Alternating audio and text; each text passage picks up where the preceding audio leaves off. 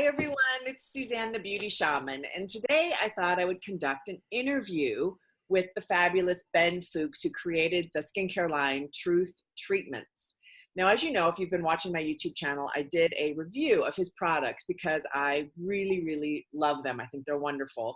And I wanted to interview him to get more of kind of an insider's look at the line, at his views on skincare and beauty, because I think he's got such a refreshing take on it, and it melts my heart, I'll be honest, because so much of the beauty industry is devoted to making women feel bad and using a lot of crap in their stuff, right? That's totally very educated language there, but that's what they do.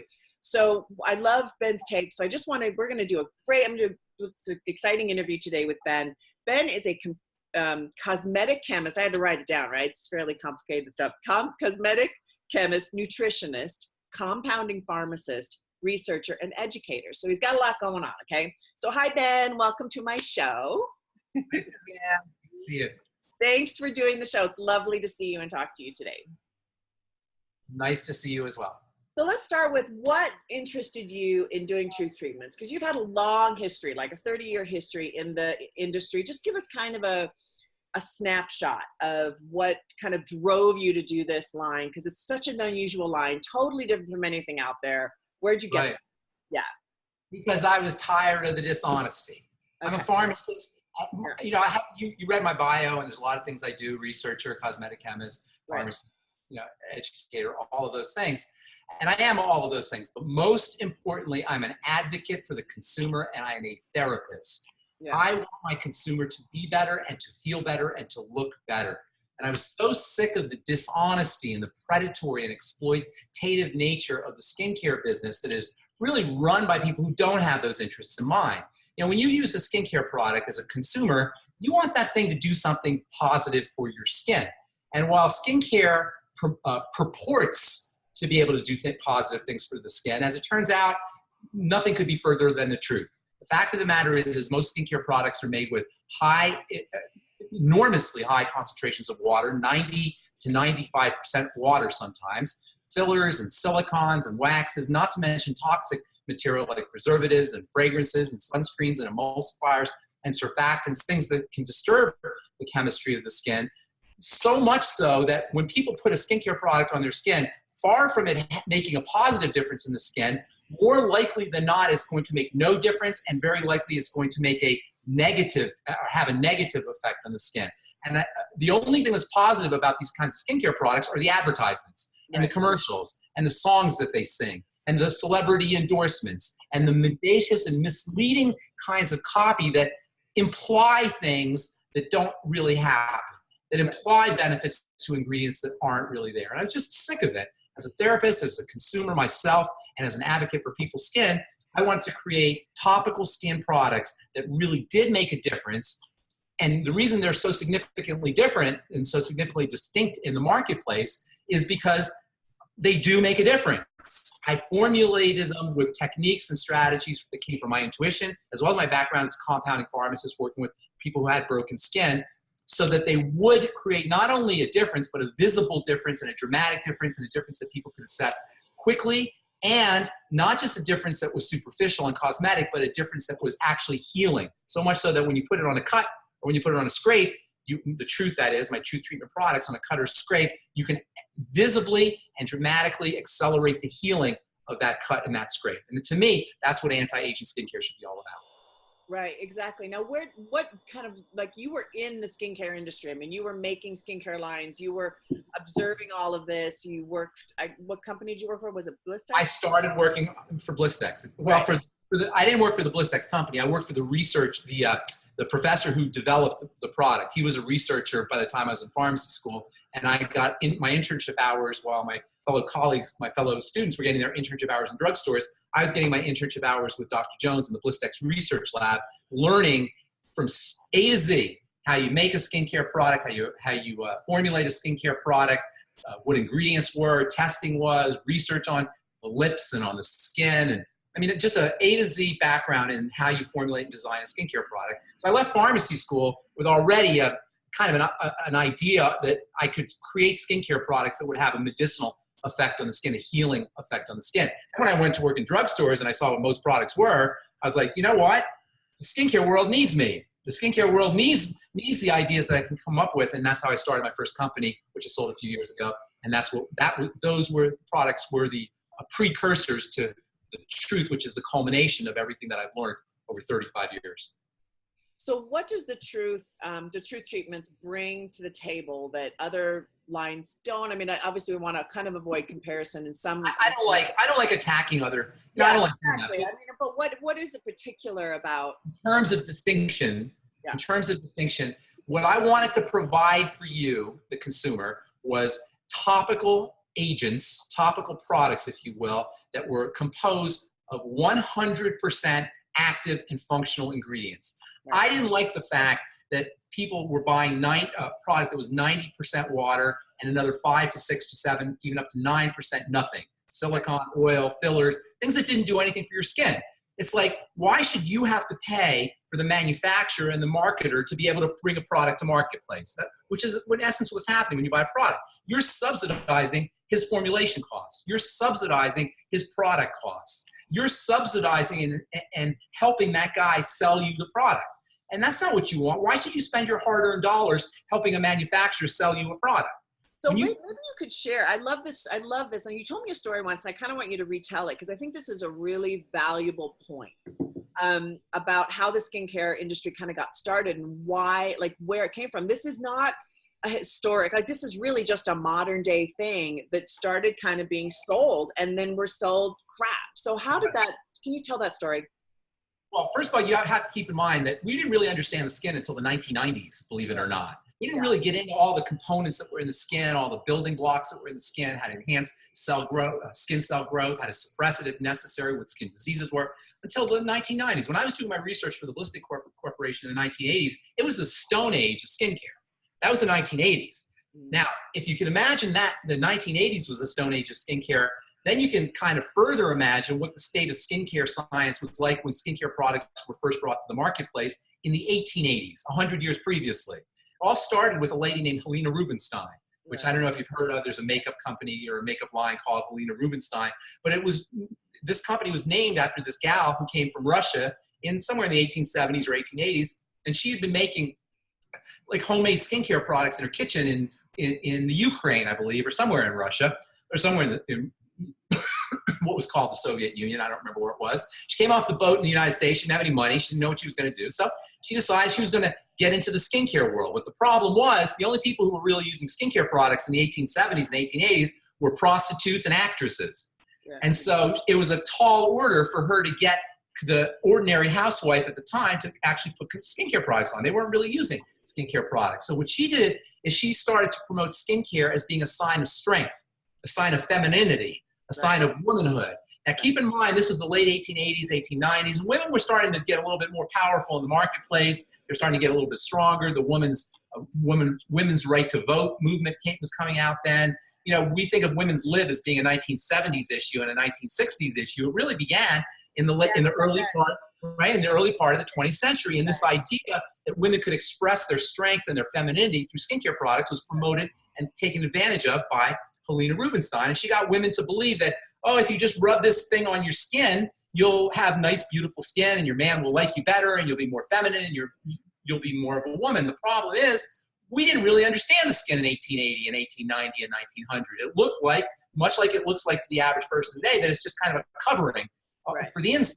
So it's this inert kind of thing. It doesn't really do anything. And as I say, it wasn't until the end of the 20th century that we really started to be able to manipulate the skin in a real scientific kind of way, to understand the skin in a real scientific kind of way. But by the 1880s, or by the 1980s and 1990s, and even today, the pipeline for the production of skincare products had already been in place. So you've got the manufacturers of the waxes, the manufacturers of the emulsifying agents, the people who make the jars, the people who make the products. They're all making millions and billions of dollars really selling products that are done a certain way and created a certain way. Nobody wants to rock the boat. Right. So nobody is up for creating the change that is necessary and mandated by our change in understanding that has come along with scientific technology and detection mechanisms only in the last 30 or 40 years. So even the most modern skincare products still are based in the same idea. They just have a different active ingredient. So that the flagship product that you use as a woman, that most of us use is when we're trying to apply a skincare product, is a cream or a lotion. This is a product that has been in the pipeline for 100 years. What I've done with the Truth is, instead of making creams and lotions, I turn the cream and the lotion into an active material, so that instead of using emulsifiers and waxes and thickeners that do nothing but give you a product that you can sell, I put in ingredients that actually have an active and functional role to play in your skin, so that 100% of the thing you're buying in the Truth is going to do something in your skin. So yes, it doesn't look like a cream. It doesn't look like a lotion. The products have to be used in very small amounts, almost like a dosage form. But because they're all active and functional, all the ingredients are active and functional, you get more bang for your buck. You only pay for what your skin is going to benefit from, and that's the way it should be. I totally agree with that. So let's talk about aging and anti-aging and what that, like, what kind of happens. There's one thing that happens, one main thing that happens. Yes. Because when we look at aging skin, we see wrinkles, we see fine lines, we see spots, we see thinning skin, we see like 10 or 20 different symptoms. But it's all based on one factor or one biochemical process. And this is the same thing that goes wrong when our body ages. So that one of the biggest complaints people have about their skin, for example, is loose skin. We all know about thinning skin on the face and wrinkles, of course. We all know about the classic appearance of older folks, how they're hunched over a little bit and their body starts to shrivel. We all know about the classic sign of aging that involves the heart. The heart starts to break down, and vessels start to break down, get aneurysms and strokes, and cholesterol starts to build up. All of these are the same, are caused by the same exact problem, so that wrinkles equal heart disease, equals osteoporosis, equals stooped over appearance. It's the same thing. It's a deterioration of the connective tissue. And this is the sine qua non, the very essence of the aging process, and building connective tissue is the very essence of the anti-aging process. It all comes down to building connective tissue.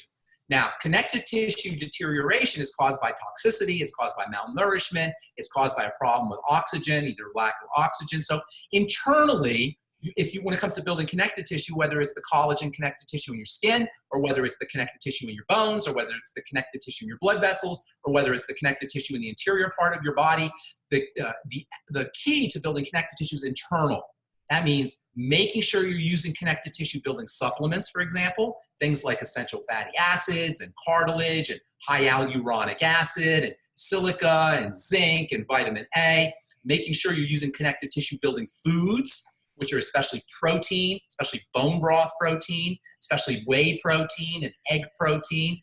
Eating connective tissue is actually a great way for you to build your own connective tissue. And then making sure you're avoiding toxicity that destroys connective tissue. You know what the #1 food substance that destroys connective tissue is? Sugar? You got it. Yeah, sugar. Exactly. Sugar is connective tissue's mortal enemy. And if there's there's so many good reasons to reduce your intake of sugar. And by the way, bread is sugar, and pasta is sugar, and rice is sugar. Trust me, I just did all of that. Almost all of that. Cleanse where I had to cut all that out. I mean, it's like you got to basically make everything yourself. Yeah. You really do, because it's in ketchup. You know, I went to buy ketchup yesterday, and I saw signs that said, or signs on the labels that said, contains no high fructose corn syrup, which of course is a thing. And then I looked at the ingredients; they all have sugar in them. Sugar, it's all sugar. I could not buy ketchup that didn't have sugar in it. And I wanted ketchup for my burger, and I could not buy ketchup that didn't have sugar in it. But that's how sneaky it is. It's in everything. So there's a lot of reasons to restrict your sugar intake, but just for your skin alone, sugar is connective tissue's mortal enemy. So restricting your intake of sugar, and then if you're smoking cigarettes, that's also very incredibly harmful for the connective tissue. You can actually see the lines that form in a smoker's face and their lips, and you can actually see smoker skin. You probably, as a makeup artist, esthetician, you can probably tell a smoker just by looking, right? Yeah. That's the connective tissue deterioration. On kind of a pallor, a certain pallor with the smoke. That's the blood. You know the blood itself is connective tissue. We think of the blood as a liquid. It's actually a connective tissue. So all the connective tissue building strategies are important. Now, topically, you can also build connective tissue in the skin, and that's where vitamin A and vitamin C and alpha hydroxy acids or something to stimulate. I like alpha hydroxy acids, you know, glycolic acid and that kind of lactic acid. But some people like microdermabrasion and some people like dermaplaning I've seen now, and microneedling they have now. There's various ways to build connective tissue topically with a stimulating agent. I like about that. Can I just pause for a second with that? Because what do you think about some of these things? Because they really kind of damage the skin in order to rebuild. And especially the microneedling, you know, where it really like sticks needles basically. Sticks needles. Well, here's the thing about that idea. That's a great question, like damaging the skin in order to rebuild. And that sounds really bad, to damage the skin in order to rebuild, but really that's why we go to the gym. Yeah. You damage your muscles in order to rebuild them. Right. Like if you can see your muscle fibers after you did a set of curls or you did your bench press or whatever it is, you know, even your yoga stretches or your yoga postures, when you, if you could look at your muscles, you'd see that they were traumatized, that they were torn, and they were inflamed. But the beautiful thing about the body is when stress, and this is a kind of stress on the body, technically a strain on the body, is done correctly within a context of rest, you actually get benefits. So microneedling, while it's a little more invasive than I particularly like, the benefits are tremendous. Same with laser, same with microdermabrasion. But my favorite is alpha hydroxy acids because you get the stimulation you're looking for in two ways. You get the stimulation by exfoliation, you know, removing dead cells, and then you get stimulation by lowering the pH. So you get two mechanisms for a stimulation. And then when you're done with your stimulation, whether it's a washcloth or enzymes or microderm or microneedling or alpha hydroxy acids, then you want to drive in vitamin A and vitamin C. And that's really what the truth is. The truth is the Truth Treatment products are a way of driving in high concentrations of fat-soluble vitamin C, which is the premium form of vitamin C you want to look for, and vitamin A into the skin. So much so that the vitamin C and the vitamin A will penetrate through the surface layer, especially that's called the stratum corneum, that hard layer on the surface, to the lower levels where that famous cell, the most important cell when it comes to connective tissue building, it resides, the fibroblast, in the dermis, and that's in the lower levels. Vitamin A and vitamin C are the only two ingredients, topical ingredients, that have been shown to be able to be applied topically on the surface that will migrate to the lower levels of the tissue, not only to the fibroblast, but inside the fibroblast, into the genetics of the fibroblast, which will initiate the production of collagen and hyaluronic acid and all the other substances that help build and make the skin look strong and resilient like you were when you were a kid, rather than how you look like when you get older. So I take, you know, vitamin C and I take vitamin E and I take a lot of vitamins. So if I took that vitamin E, say, and I rubbed it all over my face, how would that be different than what? So explain that. Like vitamin E doesn't make it into the cell. Vitamin E is a very important vitamin, but the key is the cell. The key is, you know, when we look at our bodies, we just see a body, but if we zoom into with our X-ray vision, we'll see two components. Our body is built like raisin bread. Yeah. What's the two components of raisin bread? Raisin bread? Yeah, what are the two major components of raisin bread? I'm like, all right. No. Our bodies are built like raisin bread. So raisins and then wheat, right? Yeah. Raisins and bread. Yeah. Right? So our bodies are just like a loaf of raisin bread. They're made up of two components, except we don't call it raisins and bread. Yeah. We call those two components cells and extracellular matrix. So your body is like a loaf of raisin bread made up of cells and stuff around the cells, extracellular matrix. But the really cool thing about this relationship between the bread and the raisins, or the cells and the extracellular matrix, you get the analogy that I'm making here, right? You zoom in with your body, you'll see a bunch of raisins and then stuff around the raisins, right? But the beautiful thing about these are magical raisins. These are raisins that make their own bread. Imagine you have a bunch of raisins on your table and you look at the raisins and they start extruding bread.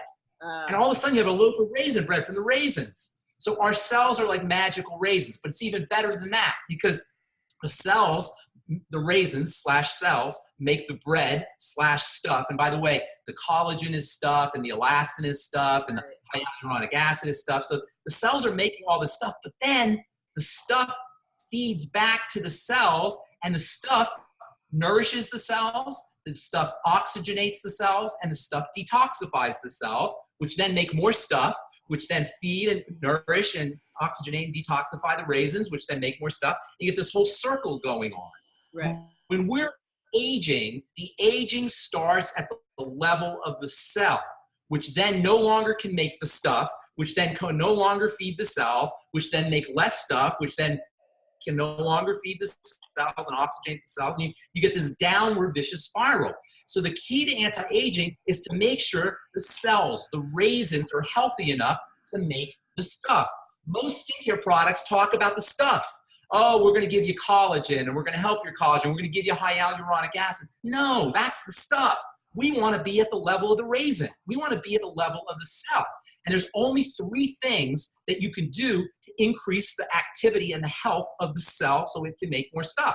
Number 1, we talked about stimulation, alpha hydroxy acids. Number 2, vitamin A. And number 3, vitamin C. Vitamin A and vitamin C can actually migrate from the surface through that hard layer on the hard fingernail-like layer on the surface, down to the fibroblast, the raisin, if you will, and go into the raisin to turn on the production of stuff. Only vitamin A and vitamin C do that, which is why if you're not using vitamin A in high concentrations, vitamin C in the right form and in high concentrations on a regular basis, you are missing your most powerful tool for keeping your cell/raisin healthy so that it can make stuff/bread. Right. So, and I like the fact, I mean, okay, this is great because it's topical, it's very simple. And one of the things I love about your products is like the most ingredients you ever have in any of those products is 9. I mean, there's a lot of stuff on your skin. It's you want to put as little.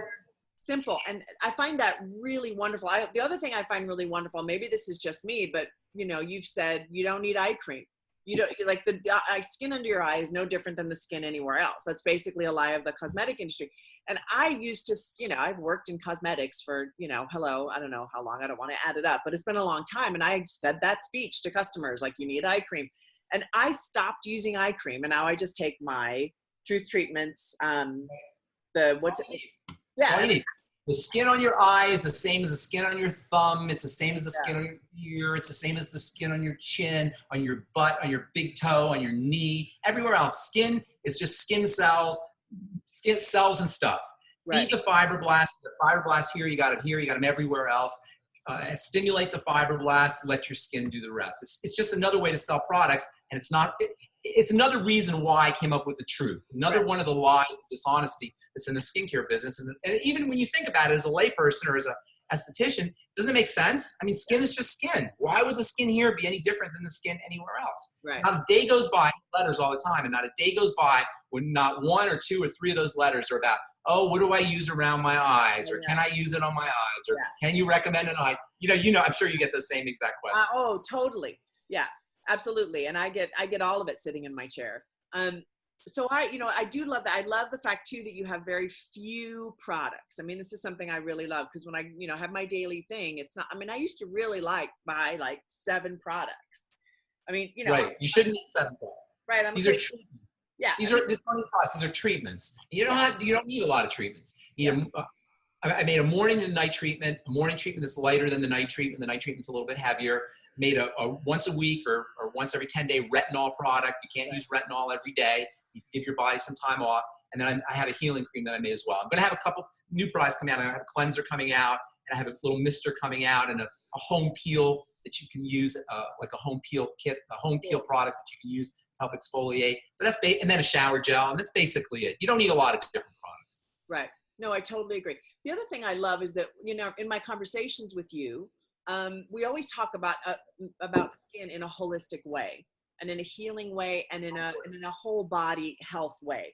I think people, again, who sit in my chair that want to take better care of their body. I mean, you brought it up earlier and I kind of want to reflect back to it because I think it's such an important point is taking the oils internally, like really taking care of your body in an internal way as well as an external way. And I think because of our society, we're so programmed into, okay, I got to use this cream, and we're so sold to. And I think what's great is just to kind of shove all of that out of the way and say, no, I can actually do this. I can take care of my body in a way that's going to really help my skin. And I can use very simple products. They're going to make a dramatic effect. What you're saying here is really to me, it's the most powerful point about understanding how you take care of your skin. And that is that your skin is part of your body. Yeah. And we always, obviously that makes sense. The skin is part of your body, right? But we don't really think of it as part of our body. We think of it as the outside part of our body. Right. We don't think of it as part and parcel of our body, like our liver or our heart or our spleen or our lungs. These are all organs. We always say in this business, and even the average person says the skin is the body's largest organ, right? It's like we have our liver on the outside of our body, and we want to really begin to regard the skin as an organ, fully fledged. It's a legitimate organ like your spleen or your heart or your lungs. It's just on the outside of your body. So that taking care of the skin becomes exactly the same as taking care of any other part of the body. It's a body issue. It's not a beauty issue. It's a body issue. It's a health issue. And having beautiful skin is a reflection of how healthy the skin is, not how beautiful it is, but how healthy it is. We put the cart before the horse when we try to focus on beauty before health, which is why I consider taking care of the skin not to be vanity, and not to be about superficial and cosmetic, and not to be about getting a date or impressing your neighbors or having, just the kind of skin people comment on. Those will happen.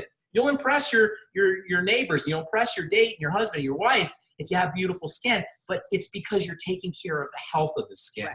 You know what, Suzanne, when we look at each other, we're getting an assessment, a blueprint, like a little printout on the health of the person we're talking to see if they're safe, really. And that's really what it's about. And so when we're looking at each other, we're not looking for wrinkles, we're looking for health, the glow of health, the radiance of health. And I'm sure you've seen people who maybe have wrinkles, but their skin just looks so vital and has this color to it. And it's almost like glowing and radiating, even if it has wrinkles, right? That is health. Now, you won't have as many wrinkles, that's true, but it's still not the wrinkles that we're looking for. Witness anybody who's had Botox when their skin is not healthy. It just doesn't look right? They just look frozen. They just don't look good.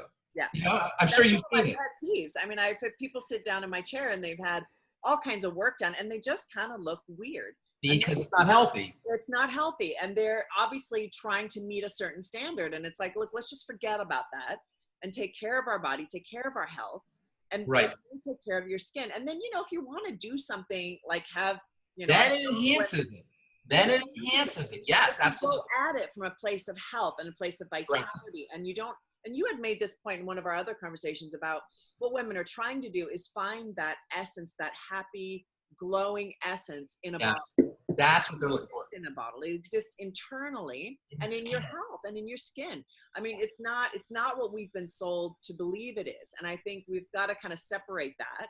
And, I've had women sit in my chair that just are, I've had like 80-year-old women sit in my chair that are just stunning. I mean, I'm just like, you are never had it outdone to themselves, but whatever they're using, I want it, and I always ask, like, what are you using? And hear their, whatever their secret is. And sometimes it's kind of crazy stuff, but I'm like, okay, because, whatever works. But I'm totally down with that it really starts with just taking care of your skin. And this is for men too. I mean, I can't tell you the amount of men that sit in my chair that they don't even put moisturizer on, and I can't put makeup on that dry of skin. It doesn't work, especially here in Colorado where today it's snowing, but I mean, it's super dry. It doesn't work, right? So then I have to pull out my truth treatments and, start lathering them up and, giving them speeches and then they get. If an esthetician, here's a good idea for an esthetician or somebody in the business. If you want to make a lot of money, go get a bottle of essential fatty acids, and then take the label off and put a label on it that says Suzanne's internal moisturizing agent. There you go. Internal moisturizing supplement, and sell it for $20 more than you paid for it, and you'll start yourself a nice little business. Yeah, that's right. Essential fatty acids are the key to having skin soft and moist. There's other things that are important as well, but nothing beats essential fatty acids, and EFA deficiency is one of the most common nutritional deficiencies there is. As we get older, we don't absorb our essential fatty acids. I treat dry skin as diagnostic of an essential fatty acid deficiency. I do too, absolutely, yeah. Yeah, I've got my whole speech around that. I give to people. Are you taking your oils? Like, let's talk about this. You're so much more than a skin. You're so much more than a beauty shaman. You're like a health shaman.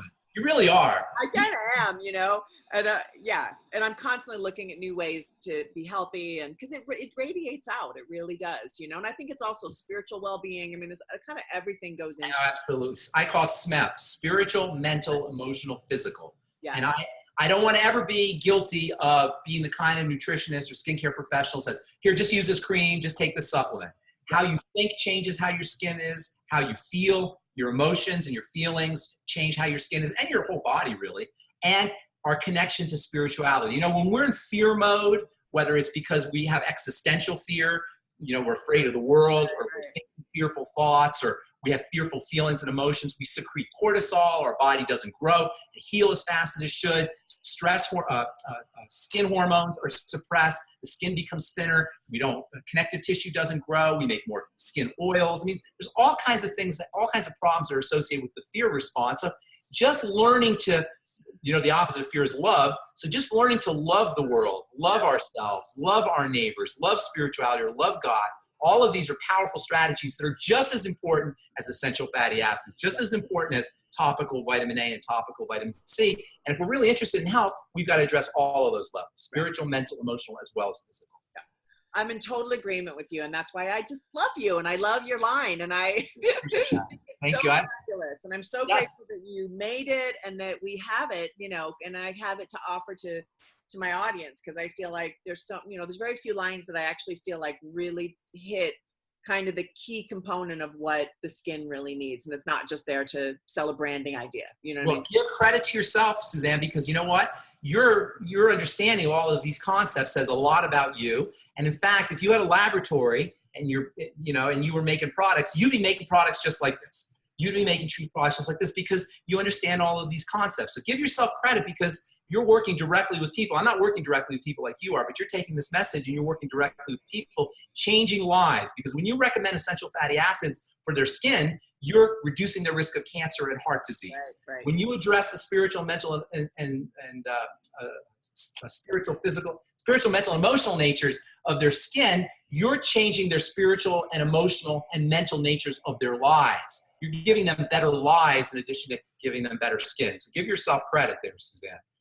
What it's all about. It's all about changing lives, and really it is. It is. If you're not out there changing lives, you're missing a powerful, powerful leverage point for helping change the world. And personally, in my opinion, that's why we're here, is to help the world a better place. I totally agree. I don't just want everybody to wear their makeup red. I don't actually care about that. What I really want is for them to be happy and to live a fulfilled life. So yes, it's been awesome talking to you. You're a gem. Thank you so much. And we'll obviously be chatting again and, doing more work together. So thank you very much, and for being on the show today. Good to talk to you. You too. Bye.